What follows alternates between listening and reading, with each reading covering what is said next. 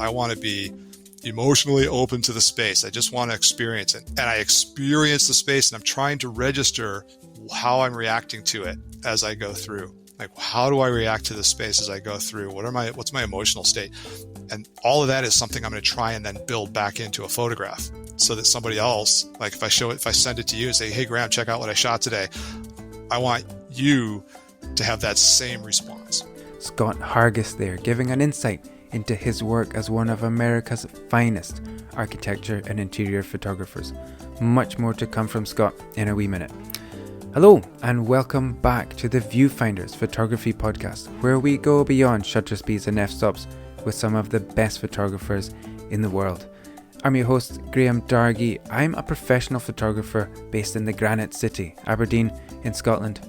Wherever you are in the world, thanks so much for spending this time with me today. Well, it's been a wee while since the last episode, so the question is, where have I been?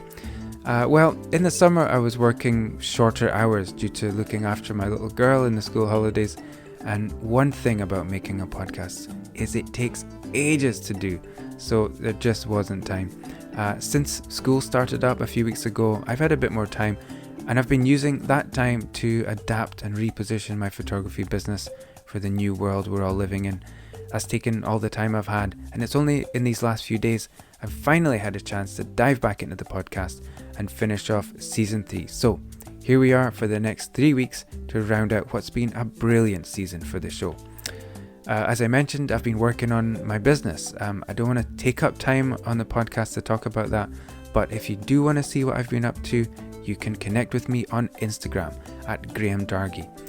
You can also check out the Viewfinders website, viewfinderslive.com, where you can catch up some of my growing library of previous episodes with photography legends like Gregory Heisler, Howard Schatz, Jim Richardson, and many, many more inspirational photographers from all over the world. I wanted to quickly mention that I'm working on the next Viewfinders Live online event.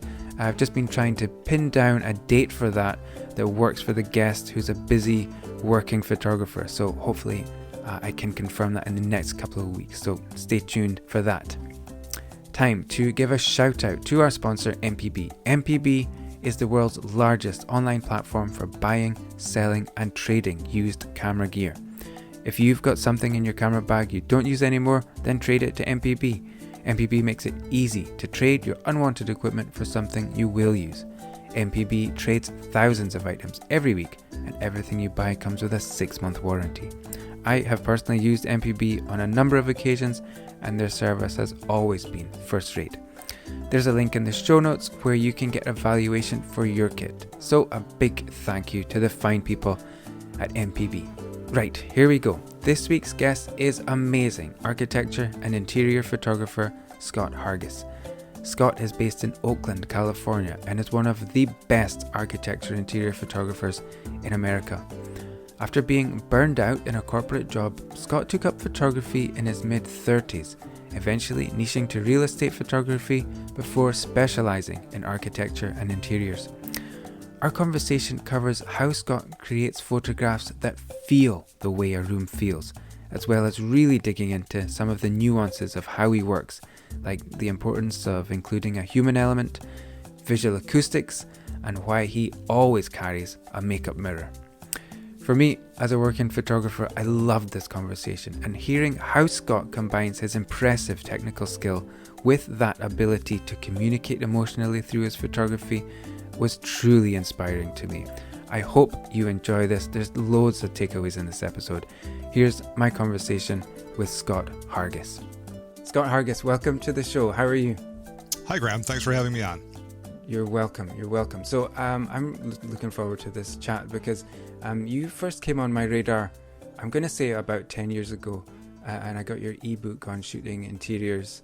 And the way I remember it was about using speedlights and hiding them around the interiors, and which is right up my street. I love speedlights. I love tinkering with things like that. But I think, architecture, interior photography, it's one of those things that doesn't sound that interesting if you just said that. Maybe I don't know how you're received, but if I just say the name architecture and interior photography, I think if you didn't know the business, you might think that sounded quite boring. But when you get into it, it's so specialized and so meticulous and so tricky. And I thought I'm really looking forward to unpacking some of that with you. So before we get to it, I noticed that you're based in Oakland in California. Did you grow up there, or is that where you've always been? No. I've lived here longer, quite a bit longer than I've lived anywhere else. So this is definitely home. But I lived in a number of places around the South and the Midwest of the United States. But I got here in '99, so this is home, right over the bridge from San Francisco. Right. Yeah, I looked it up on the map. I don't know U.S. geography that well. And yeah, all of those towns around the bay, does it sort of become one place in a way, or are they feeling like separate places? Well, they've all got their own flavor, but it's all the Bay Area, so we just refer to the Bay Area. Okay.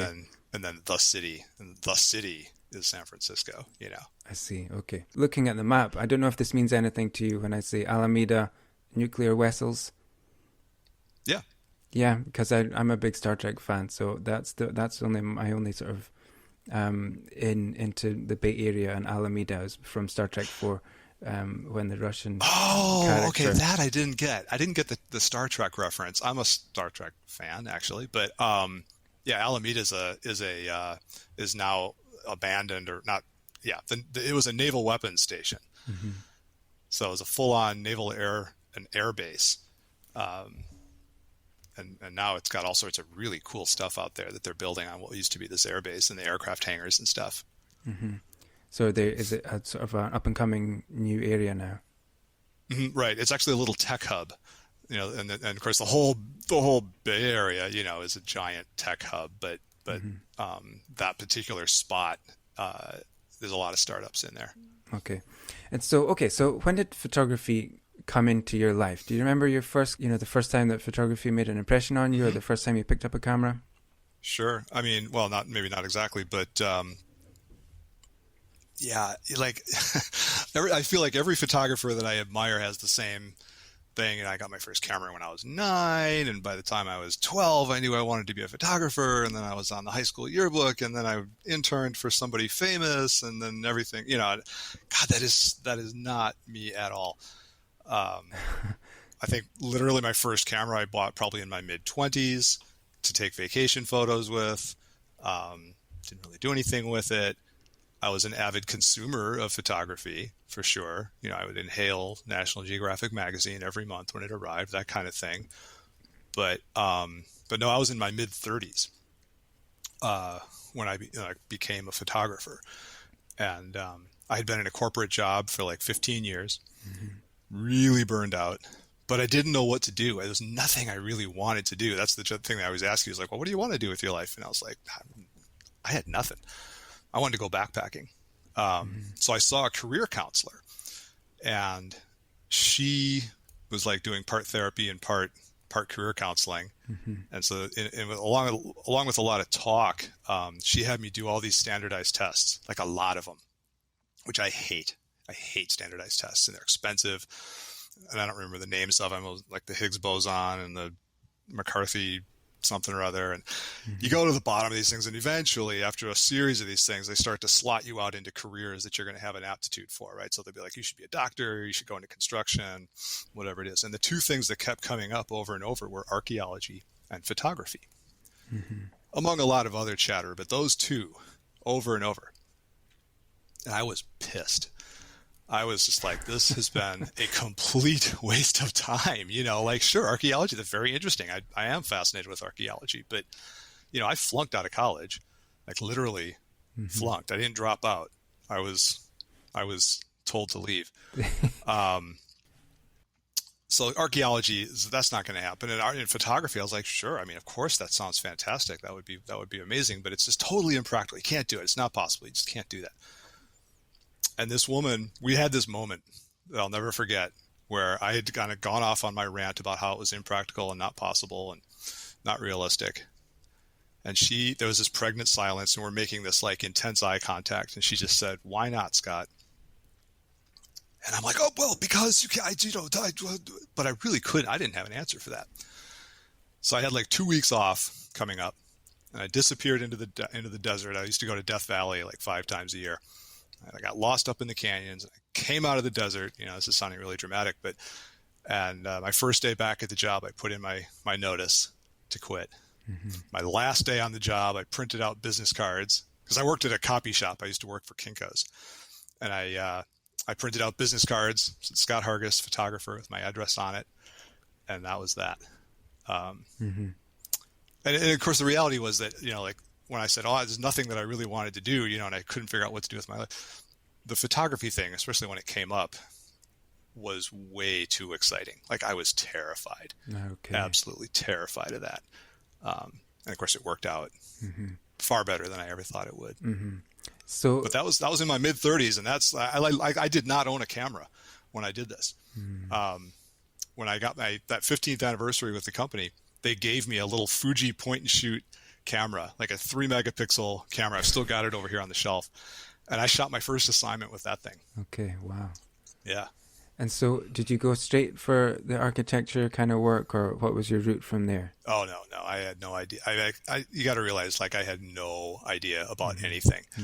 And so, I was very outdoorsy, so I was like, well, I'll be a shoe-in for like Outside Magazine. They're going to call me right away, and I was pretty sure I was going to be hanging off the sides of helicopters and doing all sorts of stuff, right? And of course that didn't work out. But I did the universe kind of steered me. I kept getting these jobs. I really struggled, right? For the first 2 years, I really, really struggled. But I would get, every once in a while I would just get a job, and it would give me just enough money to like keep going for another month. And most of those were just vaguely related to architecture in some tangential way. And it started steering me, and I was stringing for the newspaper, and they were sending me out to like photograph hotels and stuff. And I'd found like David Hobby online around that time. So I had my little SB24 flash, right? Because that was the flash that David told everybody to buy because it was cheap, because I had no money, right? I couldn't afford, radio triggers. There's no way I could afford it. So I had like a 50-foot sync cord made out of speaker wire, and I would run that thing under the carpet and behind the sofa and into the other room so I could get my little flash out there. But I was going down, like really going under. It was not going to make it. And I was literally Googling, quote, how to market myself as a photographer on Google. And the first hit that came up with this was this guy's blog in Salem, Oregon, Larry Lorman. He later became a friend of mine. And he was writing this whole blog about real estate photography and how to quit your job. And he really pulled the lid off of the whole thing of like how to do it. Like there's endless stuff online to teach you how to take photos, right? Like settings and how to do glamour lighting and all this stuff. But nobody will talk to you about how do you invoice? How much do you charge? What do you charge for exactly? All that stuff. And Larry was going to pull the lid off of everything. And I was like, real estate, that's easy. I can do that, Of course, it's not easy, but I did do well at it, And so that was like the first time when I was like, like A, I'm good at this. And B, I was actually making money for the first time. I was like, this is sustainable. Like I can do well with this. And I did do really well with it. At that point, there was just no more question, what I was going to do. So I stopped trying to do headshots. I stopped trying to do all that other stuff. And it was just straight up interiors after that. So what year was that roughly? That'd be like 2006, 2007. Okay. 2007, I think, was the first year where I like made money, like in any meaningful way. What's it like?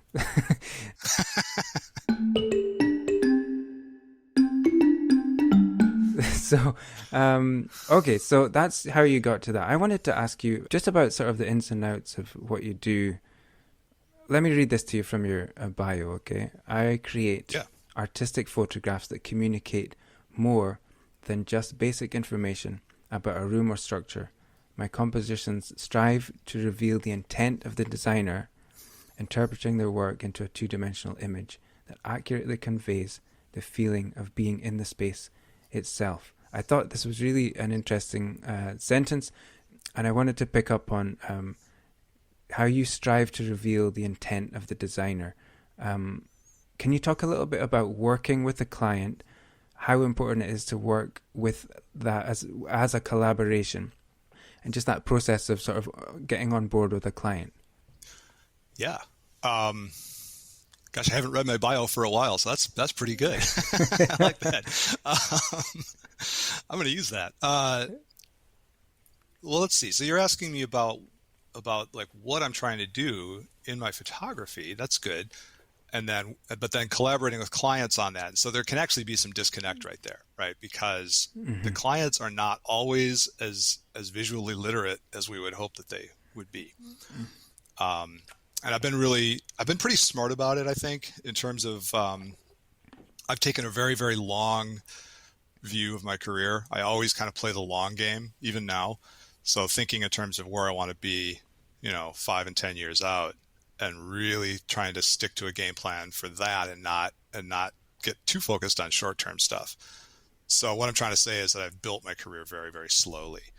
And as a result, most of my clients are clients that I really want to work with, who kind of get what we're doing. They're trying to get the same goal as I do. And I think I'm getting ahead of myself. So the notion is that with interiors work and architecture, I want to get away from just taking a photograph that shows what a building looks like or what a room looks like. That's almost really secondary to me. So a lot of people will just want to back into the corner with the camera, like rack a zoom lens out as wide as possible, and then say, okay, well, here's all the things in the room. Like, this is the room. And yeah, you'll look at it and intellectually like, okay, yep, that's that room. I get it. And that's really easy, for one thing, and really boring. So what I'm trying to do is get a photograph that feels the way the room feels, that will explain to a viewer who's never been there, right? Who's never, just for the first time, they're just clicking on this picture, or turning the page in a magazine, who will understand how it feels to be there. And the barometer for that, because I don't know how people are reacting to pictures out in the world, but when my clients recognize it on an emotional level, then I know I've done it. When they're like, yeah, that's what I designed, right? And not just saying, oh, I can see that that's the fireplace with the tile that I picked out, and I can see that that's the sofa with the fabric that I picked out. But when they're like, this is what I was thinking when I designed it, then I know I've nailed it. So that turns out to be quite a different thing, and there's a lot of weird science that goes into that. People think that, and it's really intuitive to think this, that the human eye just works like a camera, and that we walk around the world and we're just recording whatever's in front of us, right? It comes in, you have a lens literally in your eye and kind of an aperture. That's not how it works. As it turns out, it's way more complicated than that. And what's going on inside your brain when you look at a picture of, say, a chair, so that your brain understands that it's a chair, is not what a computer does, and not what a camera does at all. And you don't have to understand the neuroscience of it. I certainly don't understand the neuroscience of it, but it's good to be aware that there's a whole other layer that you've got to work with in order to get a picture that works on that emotional level. And you can't just muscle through it, and you can't kind of work it exclusively with your intellect to get there. So you were saying that you work with clients who have the same kind of end goal as you. I think that would be really important, because I mostly think, yeah, and as you've described there, like, I think some clients might want you to just stand back in the corner and do the wide lens thing and get everything. Yeah. So getting those clients that are of the same kind of mind, that it's not just about showing everything, it's not just about showing the entire space. Right. So getting on board with like-minded kind of clients must make it a little bit easier. Yeah, I suppose I'm getting towards about working with clients, because communication is super important. How much time do you spend at the front end with clients, understanding what the brief really is and what they really, really want from you? And what's that process kind of like? Less than you would want. Even the clients that I say, oh, this is a great client who kind of gets it. Not everybody can talk about it, in that good of a terms. And even the people who are like, oh, I just want you to go wide, the end result isn't necessarily what they really want. They just don't know how to say it.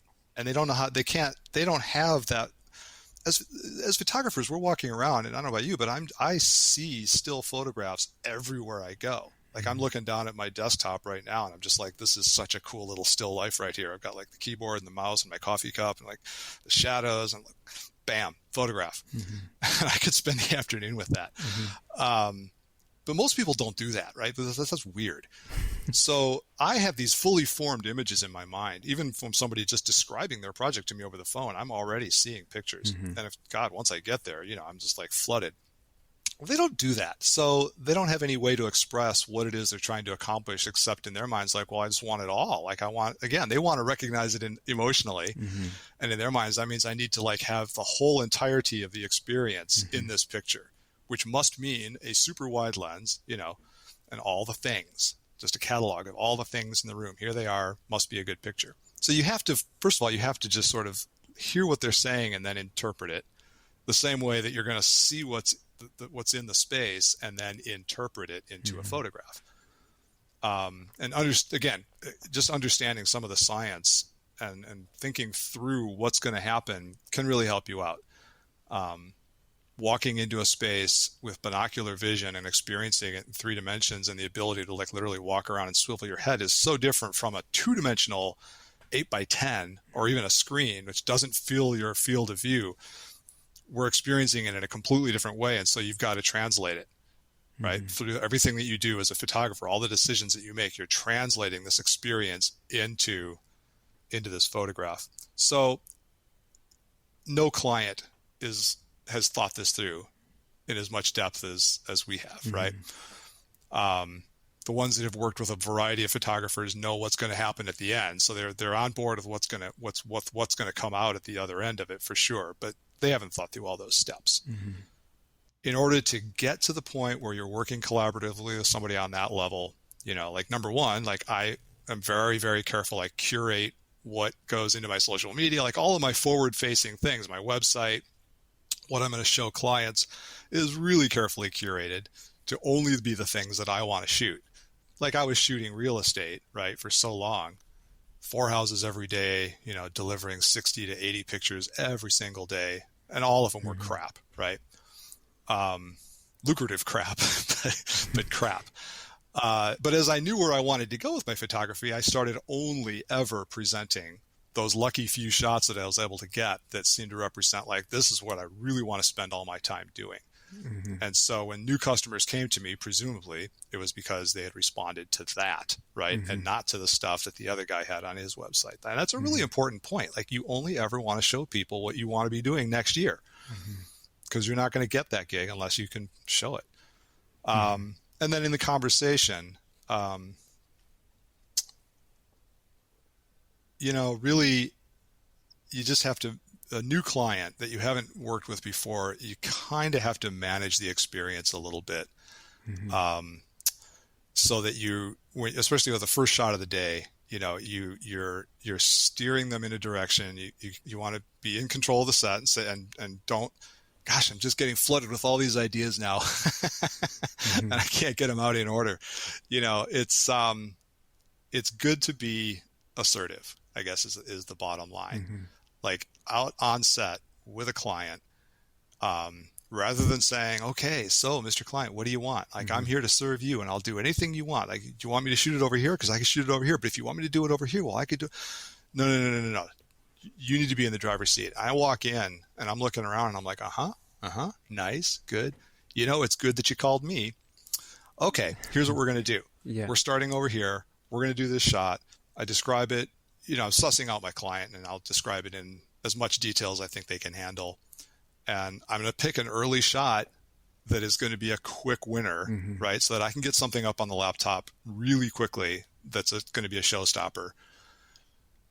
And at that point, they're going to be on board, right? Or at least they're going to start coming on board. And away we go. The really good clients, the first time I shoot with anybody, it's always really kind of difficult. And then as you go along, you have a relationship, you have a shared history. Everything doesn't come down to that first photo anymore. And you have a shared aesthetic for what's going to happen. Right.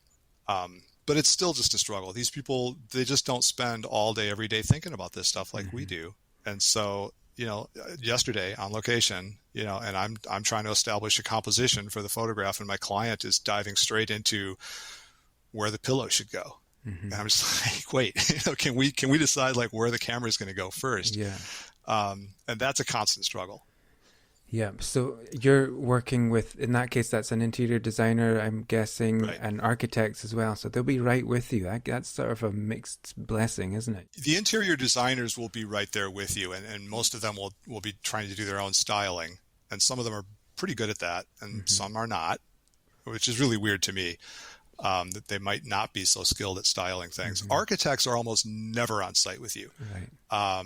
Maybe for the interiors, probably not. I try to do a walkthrough, with either the lead architect or somebody who's intimately, familiar with the design, because architects are a whole other beast. They are way more visually literate than really anybody else. They can see things in my pictures that I didn't see. That's always really exciting, and really break apart a photograph in ways that are just really enlightening.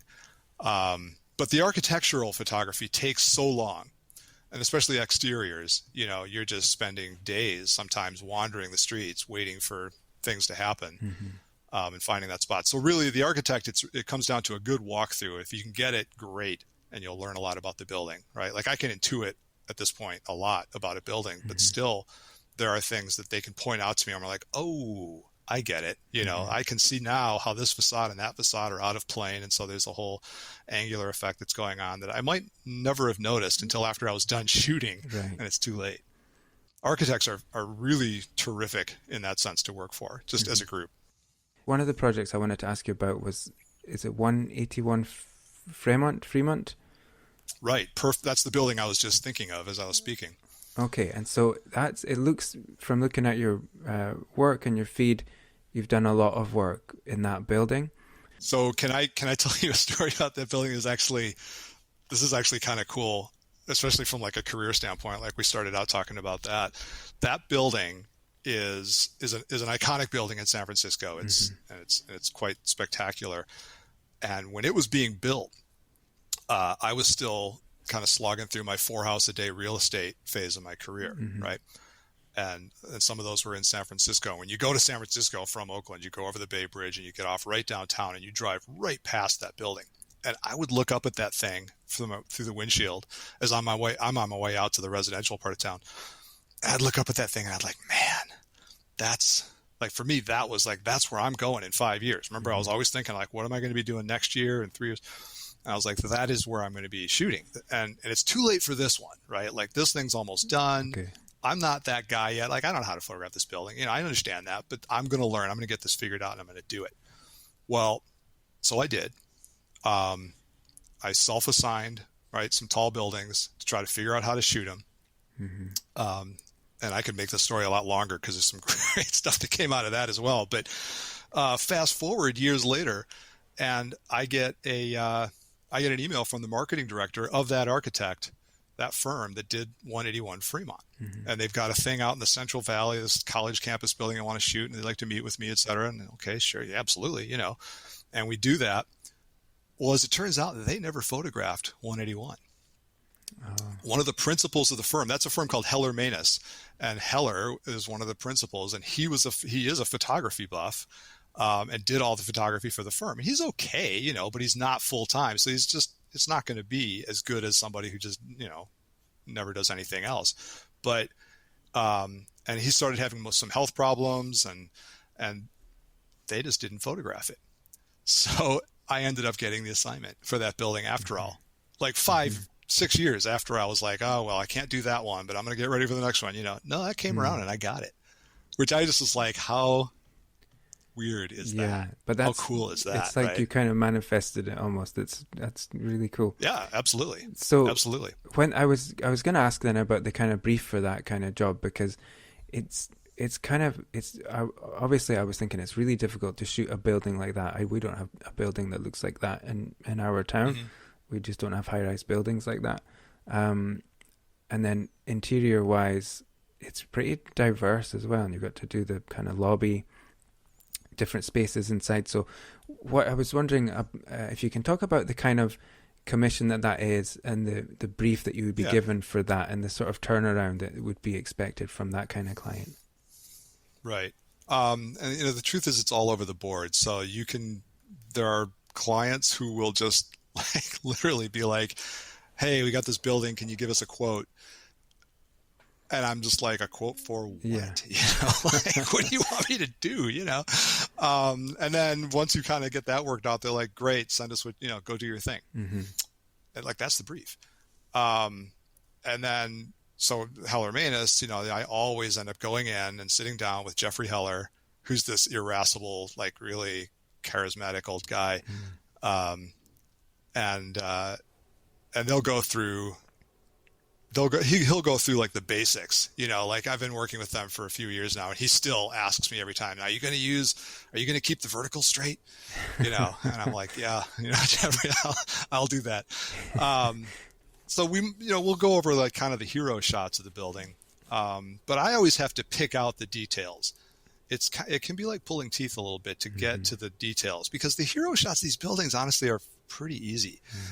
You know, like you get the commission, everybody already knows what the picture is going to look like. You're going to see the building, you know, there's only so many vantage points you can get on these towers, for one thing. And they've already figured those out. The people that do the renderings have already done them. And they know there's going to be puffy white clouds in the sky, you know, and it's going to be at this certain time of day so that the sun is coming from a certain angle. And like everybody knows, all you got to do is execute it, right? It's just a technical exercise at that point. And so there's some glory in those, but the hard stuff is getting in and getting the architecture, right? And expressing all of those little nuanced things. And that building has so many details and so much nuance in the skin of the building. It was really, really challenging. And so that's what I'm trying to get. And I don't always know that that's the case going in, right? So I'm talking about a building that's relatively new to me sometimes. And I'm looked at the renderings, you know, I'm going to prepare it before I go into the meeting, but I really don't understand the building. And so I don't always know what to ask.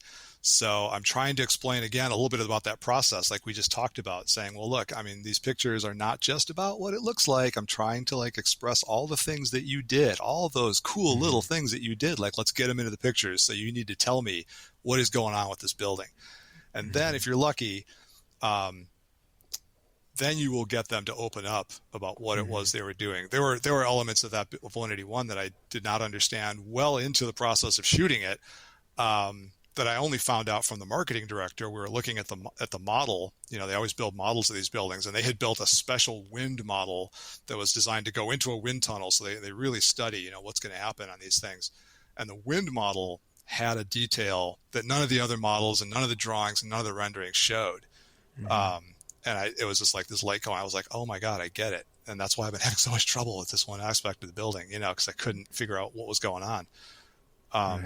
So you really have to press sometimes to find out, even with a client like that who wants you to come in to talk about it. They don't always know what it is that you need to hear. Yeah. So you just kind of do your best and just do an interview. Yeah, I can imagine they just know it inside out, and they might assume some knowledge, you know.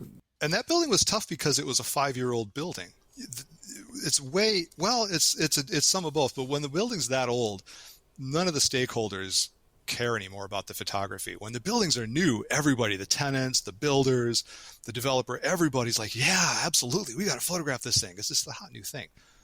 Now, that also means there's still some residual construction going on. The streetscape looks like hell usually. If they've done any kind of landscaping, it's like little skinny saplings with no leaves on them. Like, there's all those problems, right?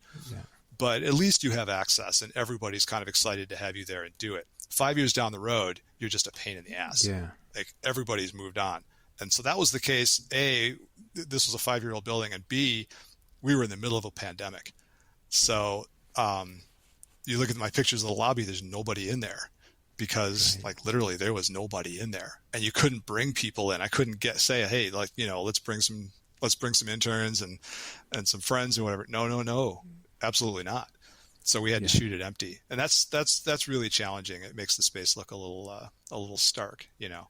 But for a building like that, once you've kind of established, like, what are you looking to get out of this?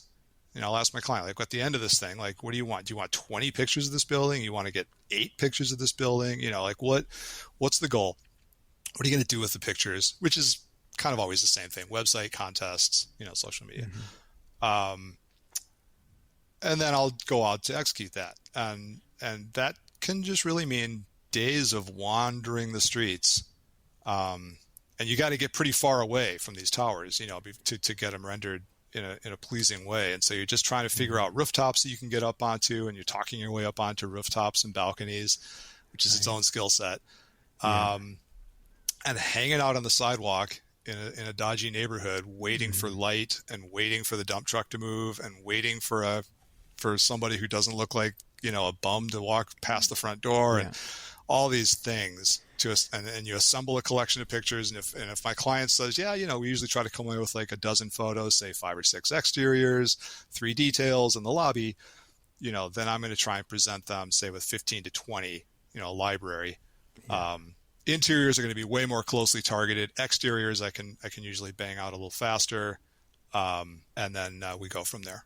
Yeah, I mean, what you've described, it's days, weeks of work. I mean, it's not like you can do that at 3:30 on Wednesday, right? So it can be days and weeks of work, but you don't always have that luxury, right? Like you're not going to shoot something in a distant city over the course of days or weeks.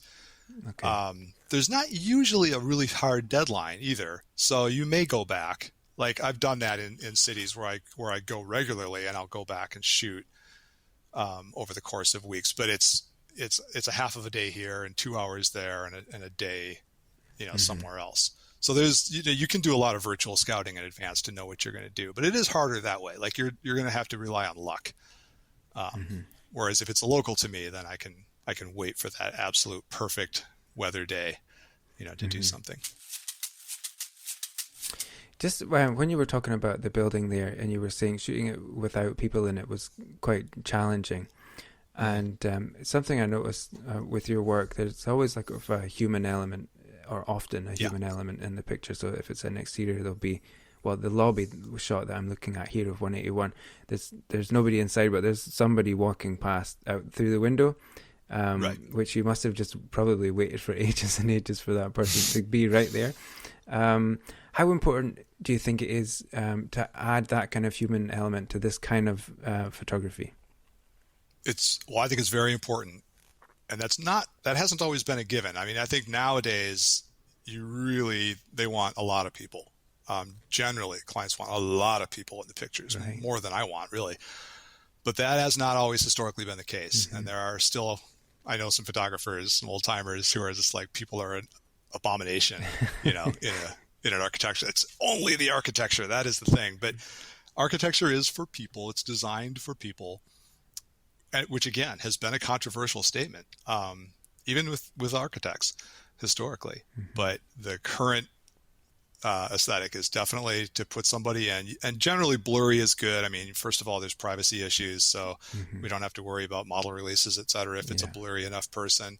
And secondly, because especially if somebody's up close to the camera, when you put a human face in, the eye just goes straight to the face. Like we just do that as humans. Yeah. And I don't want that, right? I'm trying to get you to look at the architecture. Yeah. So we're placing them pretty carefully in the scene. They're there to provide scale as well. A lot of architectural work, and this is the stuff I really love, it gets kind of abstract. You're just playing with the lines and the shapes and the textures in ways that are related to the building, but aren't immediately to the layperson like recognizable as being that building, right? And so it's very useful to insert just a little figure or a big figure, whatever it is, to give a sense of scale of the photo. Let me go to interiors, because I think with a building like this, just to stay on the project so we can have a solid thing to go back to. With the interiors, what are some of the challenges that you really have photographing the interiors? Okay, yeah. Well, so again, thinking about translating a real life experience into this flat, small, relatively small photograph. We're working with, and I always tell new photographers, like, if you want to learn photography, like, go get a membership at the art museum and start studying the low country realists. Get your Vermeer going on, your Rembrandt going on, because those guys understood light and how to translate three-dimensional things into a flat painting, right? So chiaroscuro, right? Light and shadow, which they really mastered and kind of pioneered, at least within Western art. is what we're trying to do. And it's also what you do when you're doing tabletop photography and product photography, right? So when you're trying to shoot, packaging for a makeup company or something, you're going to light it in a way that you've got a highlight and a shadow and a midtone, so that every object in the photograph really pops out as three-dimensional.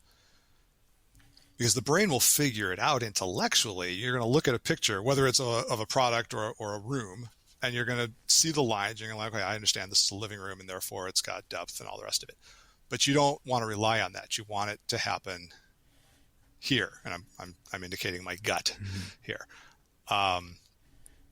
So we're doing that kind of product photography, the same techniques writ large onto a big room. So that we don't have light streaming in from behind the camera, flattening everything out, right? You want your key light to be coming in at like 90 degrees or even more to the axis of the lens. And that's going to produce a highlight on the far side of everything and a midtone on the side and a shadow on the front. And it's really going to, suddenly everything has this texture. The fabrics get all this texture. The chair pops out in all of its detailed glory. And you can layer up your photograph in ways that get really interesting. And you can start playing with color the same way. Things get blue as they get farther, like the horizon is blue. We talk about the blue mountains in the distance, right? In nature, that's kind of what we expect to have happen. And they get brighter as they get farther away from us. So we can work that into the photographs as well. And I'll do this. It's really subtle. It's really fun to do. And nobody notices it but me intellectually. But they do respond to it emotionally. It's just, those Hargis, those photos are really good. And they don't know why, but it's because of some of these teensy-weensy little things that we're doing. So I'll introduce bluer, cooler light in the backgrounds of my photographs, right? And warmer tones in the foregrounds, which we can do this with gels on our flashes. You could try to do it in post. I don't do that much Photoshop to my pictures, but and it all goes towards cueing the brain on an instinctive level to what's going on in the picture. So coming back to your, okay, you got a big room with lots of windows and there's sunlight. What do? Number one, you're going to wait until the sun is where it needs to be. Like, think about it. If you were doing it as a model, where would you put your light? And then can you wait for a time when the sun will be there? I do a ton of subtractive lighting, which means I carry yards and yards and yards of black cloth and A-clamps. Right. And yesterday, for example, I'm shooting in a mid-rise building, rows of windows, and many of them not where I want them. I mean, not that the window, the light is coming from places that I don't want it. Yeah. And so we hung up, 30 feet of black cloth and blocked out all the windows down one side. And your client's like, what are you doing? Yeah. And you just have to be like, trust me, but when you have the light coming exclusively from the direction that you want, then you've got it. And it doesn't really matter to me if that ever happens in nature, right? Like the sun is going to be over in the south part of the sky, but if I'm shooting and I've got a north facing window, I want most of the light coming through that window, and I will block off all the natural light so that it's all coming down to this one window, which you may never really experience when you're in there, but it does render the photograph in a way that really works. So subtractive lighting, that's like so easy. You can throw that cloth up in 10 minutes and it's the equivalent of 3 cases of strobe equipment and 2 hours of pain, Then within that, we start accenting with light. But I'm not trying to just overpower the ambient and replace it completely with my own lights, right? So much as just blocking out the ambient that I don't want. And very often that's all you got to do, right? And then just pop in a little bit of here, a little bit there, throw a highlight someplace where you want it, and you're done. Okay. So it's really interesting to hear you talk about it that way. And so to go back to what I mentioned at the beginning, you're still throwing a speed light in here and there. You're still working in that way. I don't work with speed lights anymore. I carry one. I actually still have, I have all of them that I had back in the day. They're still in a bag over there in my equipment room, but I carry one speed light with me, which is really useful you can really tuck those things into just the most insane locations and do little lighting jobs with them, and they're battery powered and all that. But everything else, it's all pack and head systems now, Okay. because you do need a lot of juice. Yeah. You're trying to crank lights through windows that have tinting on them, maybe, and you're trying to get light thrown across a long distance, and grids are going to soak up all your light, and you need the power. So, but it's the same techniques. It's the same thing, right? Yeah. Like you could use speed lights and run your camera at ISO 400, right, and keep your aperture pretty wide, and you could do it. Yeah, this is what I was saying before. It can be really intricate and meticulous. What's the longest we'd say you've spent shooting a room? Well, it's an outlier, right? But I mean, I've spent the day on one photo. Typically, like a typical job, if you look at my website and you look at the stuff that I'm presenting there, an hour to an hour and a half per photo. It's about right. So I tell people, like, in a day, and we define a day as a 10-hour day, and there's a lunch in there, but we'll produce 8 to 10 photos. And we might go over that. It's possible. You could get 12 photos. You could get 15 photos. There's times when it's easy, for sure. The light's working for you. You're not trying to go super wide. But 8 to 10 interior photos is pretty much what I'm willing to sign up for going into a shoot with a client. So I'll guarantee you this. If we do more, great, you're going to pay for them. But if you tell me you want 12 pictures, that's a day and a half. Yeah. Right, going in. Yeah, I can see to a client 8 to 10 might not sound like a lot, but me sitting here, I'm going, that's quite. You're giving yourself plenty to do on that one day, with 8 to 10 pictures, to really get to the standard that you're shooting at. It's really impressive. Actually. Well, and I mean, some clients are like, what? Because they're used to getting 20 pictures in a day or 30 pictures. But then again, I also encounter people who are like, oh, well, we usually make 5, Okay. So there are those out there that get that. And I mean, the product guys, like, if you do 3 pictures in a day, that's a good day, even today. Do you enjoy the challenge of getting in there and just figuring it all out? Oh yeah, I love it. I love it. It's each photograph is a little puzzle. It's actually a big puzzle.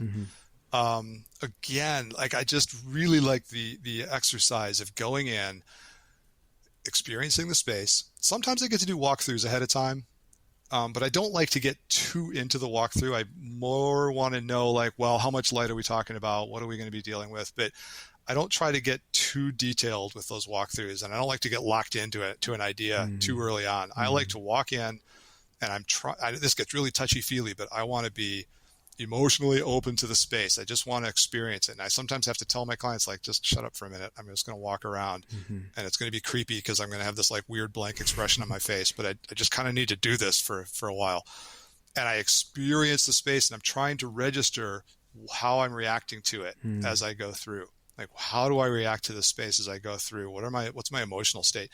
And all of that is something I'm going to try and then build back into a photograph, so that somebody else, like, if I send it to you and say, hey, Graham, check out what I shot today, I want you to have that same response, the same response that I have.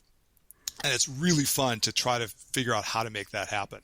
And then once I know, okay, here's my composition, this is what I want to include in the picture, this is what I'm not going to include in the picture, and I kind of have a pretty detailed sense of what it's going to look like, making that happen is just like this really fun exercise of, well, if I block this light out with some black cloth, but this one, I'm not going to block it out completely. This one's I'm going to let a little bit of light through. So now I'm going to maybe use a silk, or maybe 2 layers of silk, right? And really cut it down.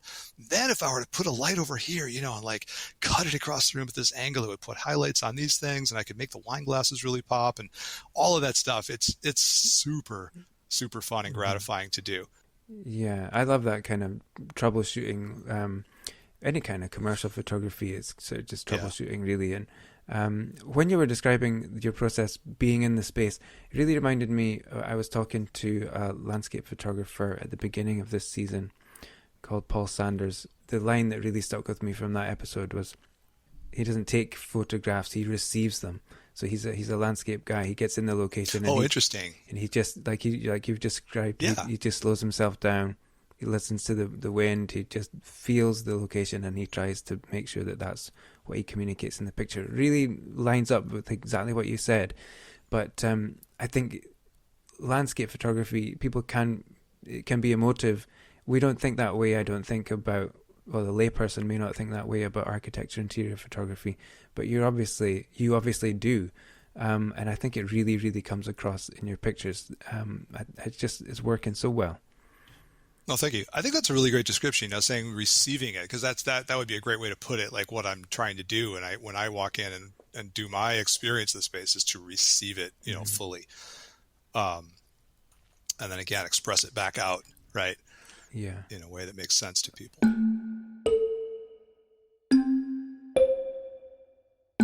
We have to talk about camera gear now. So this is the gear round, and that's sponsored by MPB. So I'm going to ask you, typically, what comes out of the camera bag? Okay, what kind of camera and lens combination is just your sort of go-to? Okay, well, the workhorse is a Canon. So I'm this kind of weird photographer that actually doesn't love cameras. It's a 5D something. And I don't know, it's over there. It's got numbers on it. It's a 5D. It's in the 5D series. Yeah, that's okay. It's one of the newer ones. I don't know. It's really good. The lenses, I love lenses. So the lenses, all of my lenses, I do own some non-shift lenses, but architecture and interiors, you really have to have lens movements, right? So this is what your technical cameras used to do.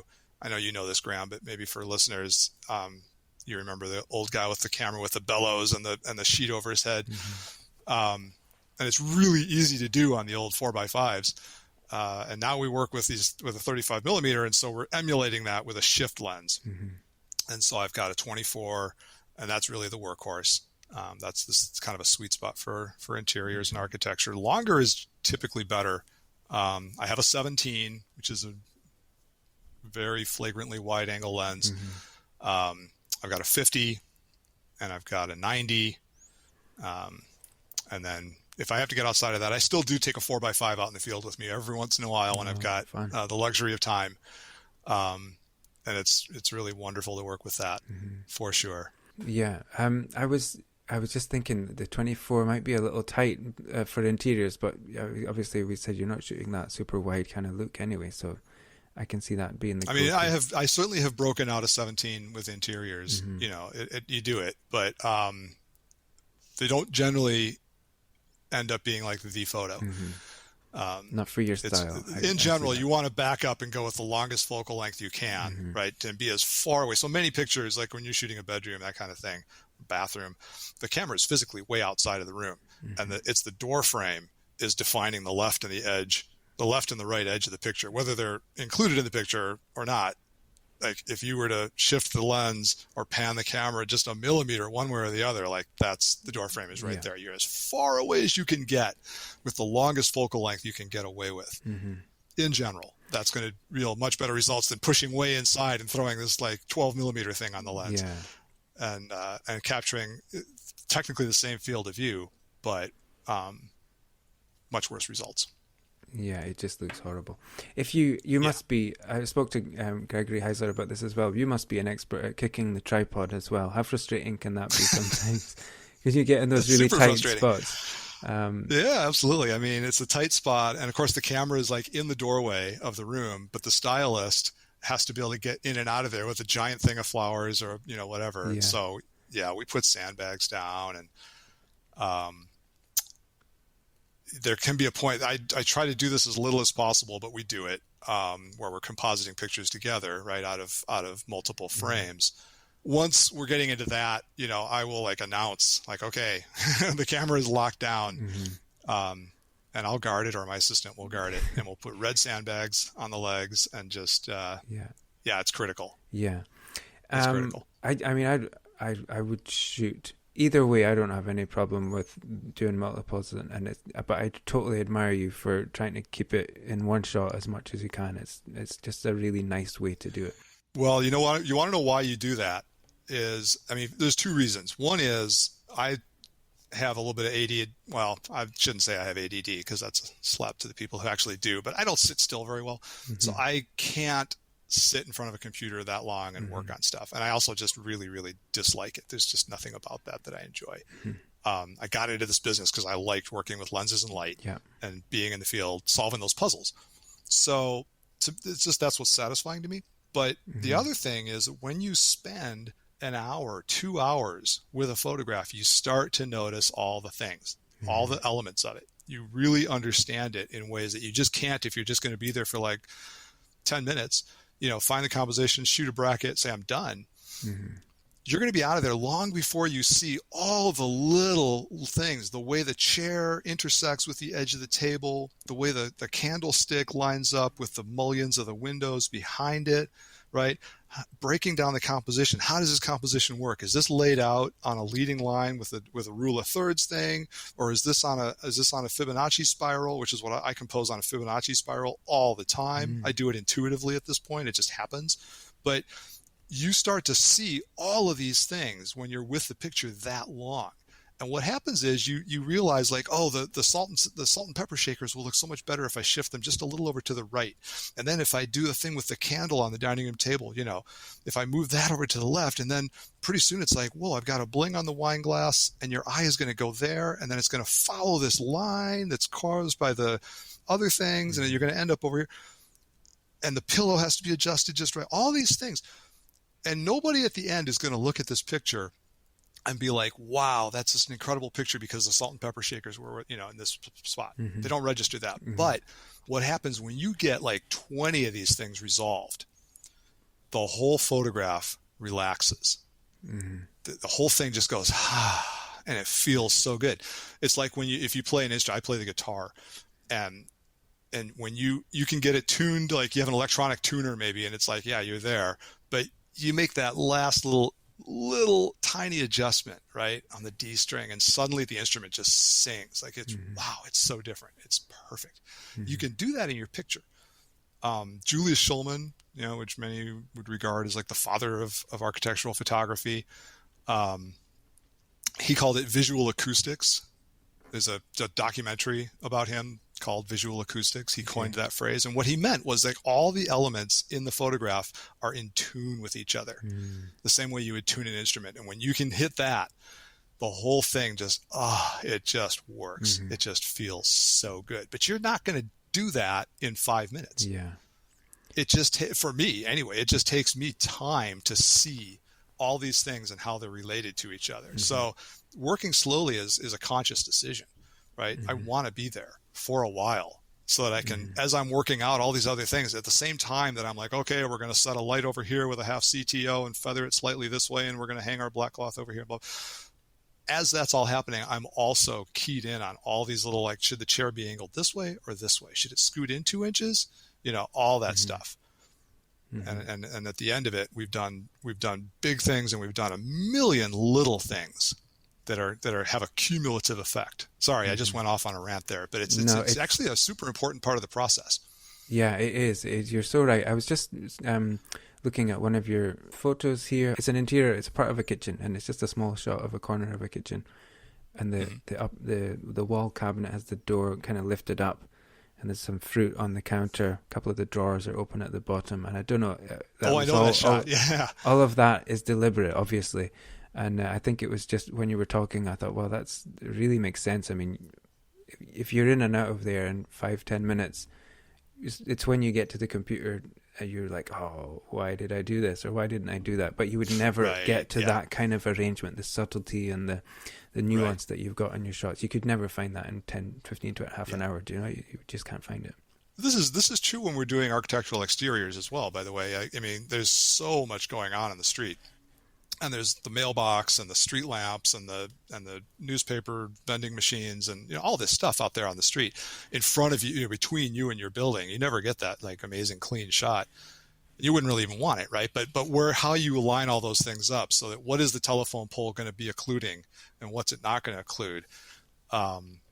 Again, and how does this building, like, how do the background buildings appear behind the building that is your subject? Like all of that stuff, it just takes a lot of time. And you look like an idiot, right? While you're trying to figure out the composition, because you're walking back and forth on the sidewalk and you squat and you take a knee and you squint and you look up and, it's a weird thing to do. But in the end, you get this picture where things are lined up and it's inevitably a compromise, but things are lined up pretty well. And you're thinking ahead to like that telephone pole is going to get photoshopped out. So what do I want to have behind it so that it's not too hard? You know, like I don't want to have to rebuild some intricate thing and like figure out the font for the signage because I'm going to have to recreate the signage and all that. Like, so I'm going to have to like think ahead a couple of steps to what either I or my retoucher are going to do. So time spent in the field is just worth everything. And I don't, there's so many photographers that seem to work really hard to limit how much time they spend with their cameras. And I just think, I don't know, man. The world needs more retouchers. I think you wanted to be a retoucher.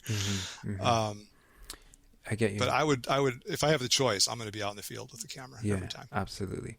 Let me ask quickly, if you're using any filters in your work? Oh, yes. Yeah. So subtractive lighting again, you know, so I use square filters. So this is where you have the frame, you know, you put the ring on the lens and then there's a frame that clips onto the ring and then you can slide, you know, I've only got 2 slots on my filter, but I can put two rectangular filters in. I use the graduated neutral densities it's like seriously 80% of the time there's a GND on the front of my lens. All right. And it's subtractive lighting. So, you know, I'm trying to darken the foreground and let the background brighten up a little bit. Yeah, you can kind of do that in Photoshop, but why? You know, you can do it in the field. It's so easy. Yeah. But the other thing is typical interior situation. You have say a dining room and there's a big window with a view. So you want that's going to be in your picture. And there's a chandelier right up in the ceiling. And if you stand there and look at the scene just with the naked eye, you'll start to realize like the upper half of the shot, like almost right down the middle, like right at the tabletop, the upper half is like 2 stops brighter and everything below the top of the table is in deep shadow, of course. I mean, it's the shadow of the table itself and the chairs and the plush velour and the dark red carpet and all this. It's like, oh my God, it's all so dark. So you can try to light all that, but you drop a graduated neutral density down from the top, right across your lens, knock 2 stops out of the top of the frame. Suddenly you can drag your shutter 2 stops and the bottom looks great. You're done. Yeah. That's it. You don't have to light it. You don't have to do anything. It's done. Yeah. So smart. It's a very, very, very, very powerful tool that hardly anybody uses. And look, even if you know you're going to be doing things later to your picture in digitally, a lot of times with the graduated neutral density filter, I can just get enough density in the sky, right? Even if I'm not resolving like crisp white clouds and all the color but I get enough of it that I can then have something to work on. So I'm not clipping the highlights. Then I can work on it later on. And I'm just getting it to that point. Yeah, it's so smart. I never thought of that for an interior. Oh my God. I never would have thought of it. It is. Oh, okay. And the other one, we talked earlier about the big room with all the glass, with all the glass windows. And a lot of times you're shooting laterally, like you've got the axis of the lens lined up down the length of these windows. And so the light's all streaming in from the left-hand side. Everything over there is like really bright, but you know, the fall off is such that the right-hand side of the room is significantly darker. And so again, drag that thing across from the side just as far as it needs to go. And you can just really even it right out. So I carry a 3-stop grad ND. I rarely use it. The 2-stop is really where it's at. And if I don't need 2 stops, I'm probably just going to do it, you know, in Lightroom or Photoshop. But it's a terrific tool. And then the polarizing filter, which I use very sparingly. It comes with quite a cost generally, but it's got its place as well. Yeah, you just have. But yeah, I'm glad you brought that up because filters are just like really integral to how I work. Yeah, it's really, really interesting actually. I've learned something amazing just there. So let me ask you if there's anything in your camera bag you just never use. You bought it, it was a good idea at the time, but it's never found the light of day. Oh, that's a great question. Yeah, I'm kind of coming up empty on that. I travel so much that I'm pretty careful what comes with me. Cool. Well, yeah, the reason I ask is because it's to allow me to plug our sponsor, MPB. Most photographers do have something in their bag they're not using. So why not trade your unused gear to MPB for something you will use? MPB buys, sells and trades thousands of items each week, and everything you buy comes with a 6-month warranty. I'll put a link in the show notes where you can get a quote for selling your unused kit to MPB, and I'll make a link to all the gear that Scott mentioned. So thanks again to MPB for sponsoring the show. This is a round called double exposure. Okay, so I'm going to ask you about one particular picture which I'm interested in, and then I'll throw it back to you to tell me about one picture, moment, or experience from your photography journey that really sticks with you. I was going to ask you about your picture of the Burj Khalifa. I think I'm saying it right. I don't know if that's Burj Khalifa in Dubai. Yeah. Yeah, I don't know if that's a work picture or not, but I just thought it must be. I mean, how do you even get that in a picture? It must be tricky. I don't know if there's a story behind that one. Can you talk about that picture for a second? Sure. Yeah. So that was a self-assigned picture. I did not get the assignment to shoot the Burj. So what you're talking about is the tallest building in the world. Mm-hmm. It's 2,700 feet tall. I'm trying to think what that is in meters. It's over half a mile tall, almost 3K. So I was in Dubai on a teaching gig, and I knew I wanted to shoot that building. The picture you're looking at, all those buildings that are down around the base of it, all those towers you see down, those are as tall as the tallest buildings in San Francisco. Right. And so if you think about that, and that would be true of Dallas and LA, and so a lot of your listeners, think of where you live, unless you're in Manhattan. And really even then, those buildings are what your city skyline looks like. And then there's this tower that just is overwhelmingly over it. So I did a little bit of math. So before I went out there, there's a hotel right across the lagoon, and there's the big fountains down there. And there's a hotel called the Address Hotel, and it's like the perfect spot, right, to do that. And I did some math on how far away those two buildings are from each other, and then more or less how high up I wanted to be. So I rented an $800 a night hotel room,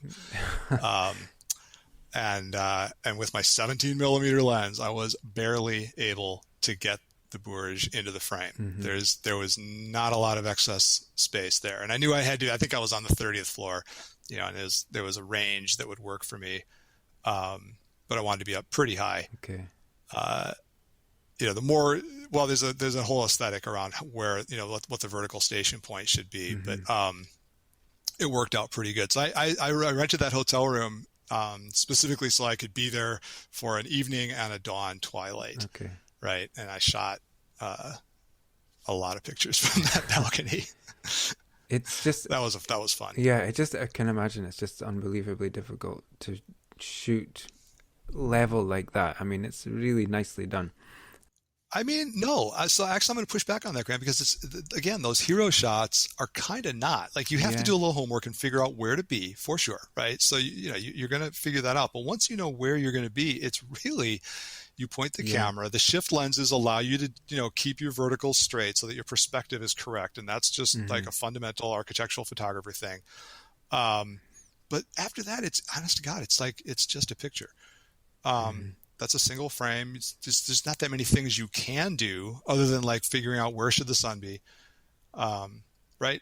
So I mean, yes and no. It's the glory shot, but it's really not where you put your lifetime accumulation of technique. Okay. So is there a shot, moment, experience that you've had that just really sticks with you through your photography journey? Yeah, I mean, the most recent photos are always the ones that come up. There's a photograph on my website. It's probably in the splash page, one of the first pictures that cycle through when you go to the site. That's a very minimalist picture. There's a staircase angling down through the middle of it, and there's a table on the left and a bench on the right. It's very kind of plain white photo, and there's a woman walking down the steps. Yeah. And that one was super fun. We shot in that house for 2 or maybe 3 days with the interior designer. And on the second day, we set that shot up. I was like, oh, this is cool. We definitely want to do this. And I made the picture, and I went home that night and I looked at the picture and I was like, there is a really amazing photo here, but this isn't it. I didn't get it. It was close, but just the light wasn't right.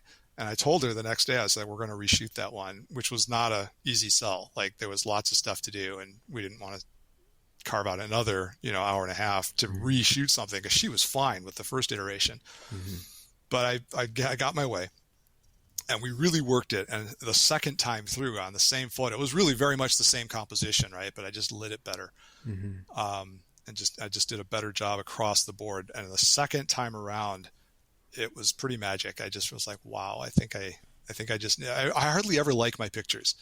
I very rarely like any of them. I just sort of see problems and all the things that I wish had happened and gone differently with them. But, and very often I come home from a shoot and my girlfriend's like, how'd it go? And I'm like, I don't know. Yeah. And then I'll go through a phase where it's like, oh, actually these are really good. And then I'll kind of go back on that one and I swing back and forth all the time. But this one picture, I was like, I think I just made a good shot. Yeah. I think I actually just nailed one. And I've consistently liked that ever since. So that one definitely stands out to me. And we put a lot of work and thought into it to make that happen. What was lacking in the first version of that shot then? What was lacking was all of those little details. The first version had all the same things in it, right? The camera, the field of view is almost exactly the same. The stairs were there, the table with I think there's flowers on the table and some plates and things. All that stuff was in there, but the exact alignment, the exact way that everything lined up with everything else, so that the lines of the photo, there's this very clear leading line with a staircase that just jets your eye. You can't help it. Your eye starts at the upper left and you go sliding down, bam, and you hit that bench with the green blanket on it. And I think that might be my camera bag. I should bring that picture up and look. Or not my camera bag, but my laptop bag leaning up against it. Or maybe it's a purse. Okay. But, so exactly how all that stuff relates to each other, how their relationship and how your eye moves through the picture wasn't quite right. So it was like a guitar that's slightly out of tune. Not like wildly out of tune, but it's just like, oh, that's nice. That's cool. But the next iteration, the one that you're looking at, is the one where we got it. And it's just like, whoa, that's cool. That's some cool stuff. Okay. I can relate to you coming back from most jobs and being like, ugh. And maybe I think you're just drained at the end of the day, but you obviously you reflect on the things that could have gone better. But I'm sure probably most creative people do that all the time, I think. I think so. The last round is called Motor Drive. It's a quick fire round. And it's not that quick. So we can take our time. So let me go. Wide angle or telephoto? Telephoto. Coffee or tea? Yes. Okay. All right. I thought Americans were a lock for coffee, so you've surprised me. Okay. Expensive lens cloth or the corner of your shirt? Oh, good grief. Shirt sleeve. Yeah. And some spit, probably. Oh, wow. That's just the next level. Okay. What was the last great book, movie, series, or album that you experienced? One of those things. Oh, well, the most recent book I read was Clara and, Clara and the Sun. And I can't pronounce the guy's name, so I won't try, but it's a current novel. Okay. It's about AI. It's really interesting. It's all about it's narrated by a robot. And it's an AI robot. So it's like learning as it goes about the world and how to interact. And so you see that happen in real time as you read the book. Its experience gets more and more sophisticated and the story gets richer and richer. So that was a really great one. That's cool. I'm sure all narrators will be AIs, robots in a few years. So, okay, I was looking this up, Bay Area bands and musicians. Are you like an MC Hammer guy, Journey, Steve Miller Band? What's the greatest band to come out of the Bay Area? Oh, out of the Bay Area. Gosh, I don't even know where they're all from. But we have a guy locally who goes by the Fantastic Negrito, and he's amazing. He's really cool. Right.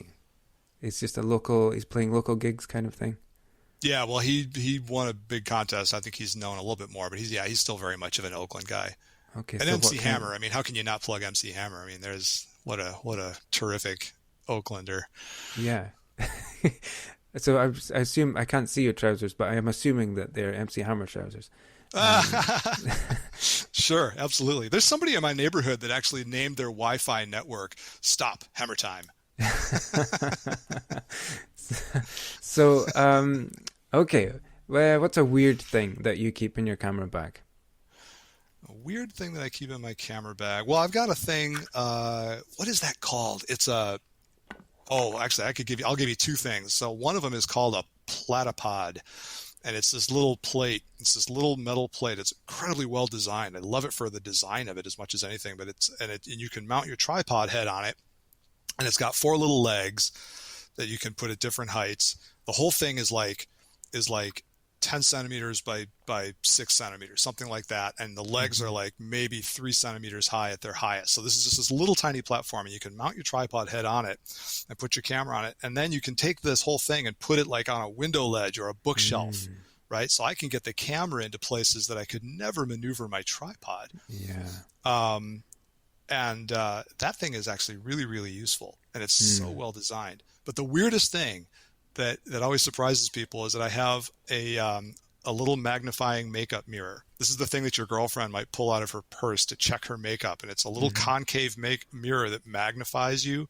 It's like 3 inches in diameter. It's round, and then and somebody might use it to look at their makeup. And I use this because I'm using manual focus lens all the time. All these shift lenses are manual focus, and the way I do that is to use the LCD screen on the back of the camera, which is the only time I ever turn it on. I hate those things.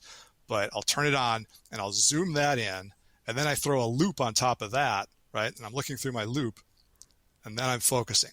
But it's so many times, like if I'm using this little platypod thing I'm talking about, I can't get my head behind the camera. There's no room for my head, right? So what I'll do is I'll put I'll turn on the back of the camera screen, and I'll put this little magnifying mirror back there with my hand, and I'm looking at the screen through this mirror, right? And I'll focus using that thing. Focus it that way. Oh, yeah, cool. That always surprises my clients when I pull that one out. It's just I love those kind of quirky fieldcraft things, though. These are the subtleties that I really love getting out of guests.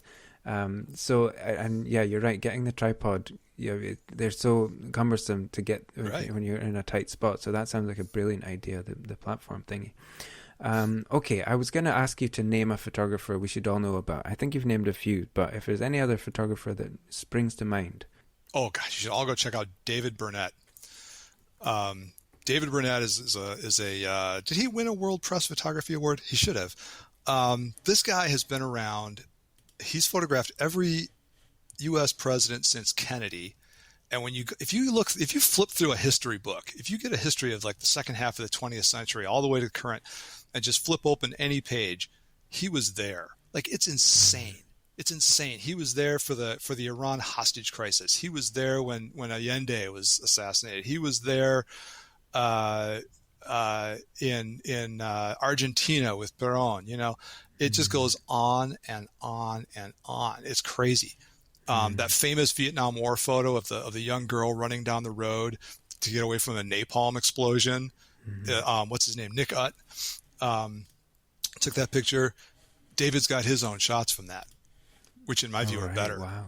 Like, he was there. Like, all of these things, he was there. It's insane. And he's working. He's working with a Holga. He's got I'm talking about paid assignments, right? And he's out there working with a Holga. He's working with a speed. He's in Tokyo right now, shooting, I think, probably his 8th or 10th Olympics with a speed graphic. So for people who don't know what that is, this is what they were using in those old movies with like Gregory Peck and Katharine Hepburn, and the press photographer would show up with this big boxy thing, right, that you hold with both hands, handles on each side, and the giant flash bulb the size of an egg, and it's shooting 4x5 film. He's shooting the track and field with a speed graphic, and he's getting pictures that nobody else can get. He is so cool. Okay, I'm on his website now. It's you're right. Right. The first one that caught my eye was Michael Collins from the Apollo 11 crew. I'm quite keen on Apollo 11. That is just a beautiful picture of a wonderful guy, and on and on. Okay, everyone's going to check that out. I'm going to follow him from. You should have him on. He's a really cool guy. He would be good to talk to. I will. I'll ask. I'll try. I'll tell him that you sent me his way. Okay, good. Yeah, I'm sure he knows who I am too. So, okay, thanks so much, Scott. Last question. When do you feel at peace with the universe? Oh, God. Well, I don't know. I don't know if I even think that way, but I think just my favorite times when I feel good is really towards the end, but not quite the end. Like in the last third of putting together one of those really long, intricate photos. When you're making the picture, when I really feel like I'm making it, right? Like taking pictures versus making pictures. And when I feel like I'm doing things and they're working, and I've been in that space for like an hour or more, you know, it starts to, the brain kind of stirs up a really nice cocktail for you in those moments. That's a good place to be.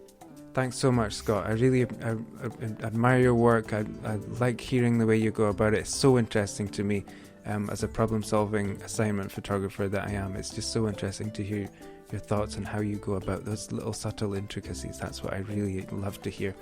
I thought this was a really good interview. I thought your questions were great, so thanks for having me on. This was really fun for me too. Thank you so much for listening. Follow Scott on Instagram and check out his website to see more of his fantastic work. Links to everything we spoke about are in the show notes. If you like this episode, then check out my conversation with Paul Sanders from earlier in the season and Guy Edwards from season 2. I think you'll like those episodes. That's it for now.